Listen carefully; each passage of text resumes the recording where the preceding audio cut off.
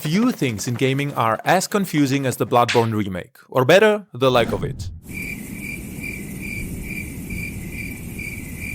The game is locked at 30 FPS.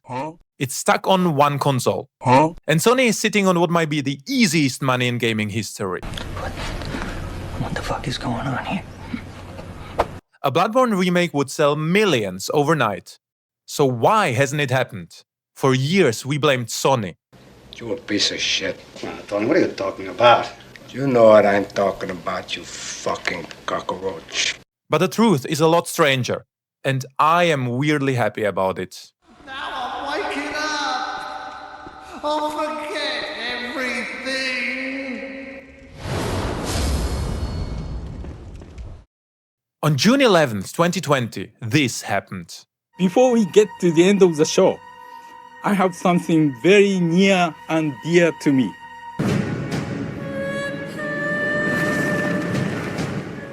Some people screamed, some jumped out of their chairs, and some probably peed themselves a little. No! No, they didn't! Stop it! And some, like me, felt that strange warm tingle you only get when you realize you're finally about to play the father of your favorite genre. For many of us who came late to the Souls party, Demon's Souls was the missing piece, the origin story. But along with the excitement came a fair amount of fear. Could Bluepoint Games really live up to the legendary status of the game they were remaking? Hadn't they bitten off more than they could chew? Fast forward to November 12, 2020. Demon's Souls launched alongside the PlayStation 5, and the verdict was immediate. Critical acclaim, commercial success, it was a complete victory. Bluepoint went from a remake studio to the remake studio, the one that could seemingly turn anything it touched into gold. About a year later, even bigger news arrived. Sony officially acquired Bluepoint.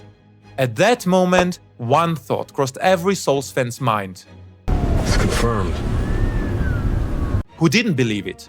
If you didn't, you were probably the type of lifelong pessimist who carries a spare pair of underwear everywhere, just in case. But not me. Years passed. No remake, no remaster, not even a hint of Bloodborne 2. Fans slowly began losing hope. Some started cursing Sony, convinced the company simply enjoyed tormenting its own audience. Because from the outside, a Bloodborne remake looks like free money lying on the floor waiting for Sony to pick it up. Give it a fresh coat of paint, unlock the frame rate to 60 FPS, maybe add a PC version, and gamers would tear each other apart trying to get a copy. Easy money, massive profit. But others pushed back. Bloodborne, they argued, was still a niche game. Beloved, yes, but niche. The passion of Souls fans simply couldn't compete with the numbers on Sony's spreadsheets. In their eyes, Bloodborne just wasn't profitable enough. So the community split into two camps. One believed Sony hated its players. The other believed Sony was simply being pragmatic. But today we know the truth was somewhere completely different and completely unexpected.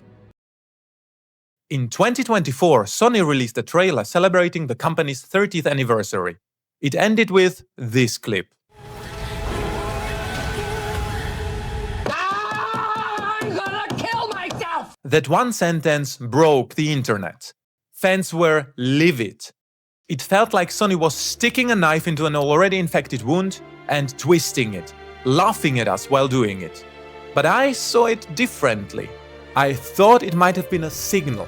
I thought Sony was pulling the same trick they had in 2020. I was convinced that Bloodborne Remake would be the launch title for the PlayStation 6. Well, today we know how that story ended.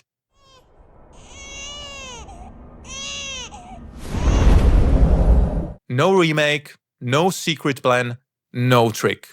Instead, the news that shocked everyone. Sony shut down Bluepoint. Just like that, the fever dream of a Bloodborne remake died along with the studio. I'm going to kill myself and it's your fault! Fans were furious. People blamed Sony, people blamed corporate greed, people blamed the evil Japanese corporation. But as it turns out, we were barking up the wrong tree. Because the Bloodborne remake was never blocked by Sony. It was blocked by Hidetaka Miyazaki. And strangely enough, that might actually be good news. Because it wastes. Now hear me out. What Sony did with Bluepoint was outrageous. Taking a studio known for crafting incredible single-player experiences and forcing it to work on a live service God of War third of a game, instead of letting them, I don't know, maybe create their own IP, is a textbook example of a terrible mismanagement. And when the project struggled, Sony simply pulled the plug. Assigning a studio with zero experience in live service games to build one, and then punishing them when it failed is absurd. Frankly, Hermin Hulst deserves several eternities trapped in a green purgatory with nothing to play except Concord. I hate that this happened, and I would have happily played whatever Bluepoint made, remake or not, except a live service game. But the real reason a Bloodborne remake isn't happening might actually be the best possible outcome for Souls fans. Because Bluepoint did pitch the idea, multiple times, and Sony did bring the idea to fromsoftware. But fromsoftware said no. Or more specifically, Miyazaki did. According to former PlayStation president Shuhei Yoshida, Miyazaki might simply want to remake Bloodborne himself someday, and he doesn't want anyone else touching it. But he's just too busy to give the game the care it deserves. He is interested, but he's so successful and he's so busy. So he cannot do himself, but he doesn't want anyone else to touch it. At first, that explanation sounds a bit strange. After all, fromsoftware somehow managed to develop Elden Ring, the best game of all time, while simultaneously working on a high-budget Game Boy game.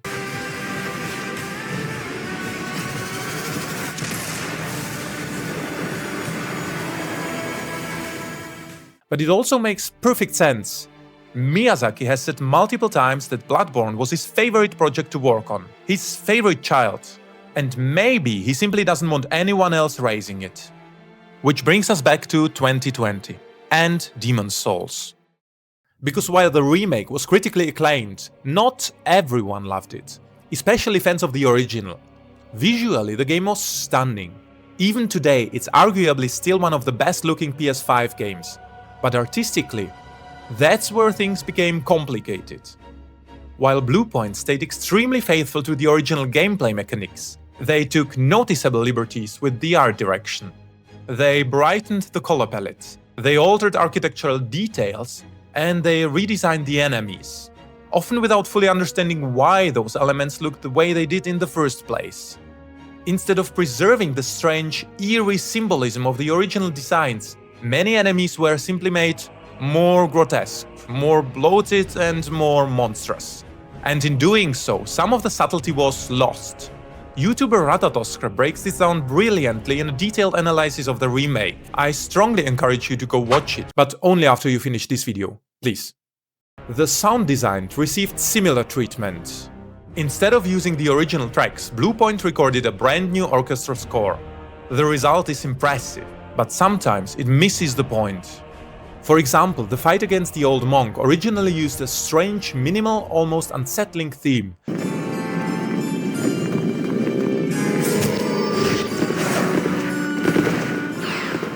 In the remake, it became a full orchestral spectacle.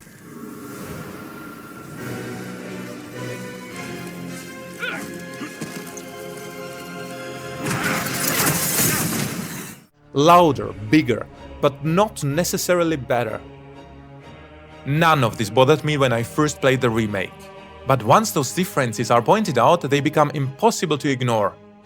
And that brings us back to Bloodborne. Because Bloodborne might be the most artistically delicate game fromsoftware has ever made.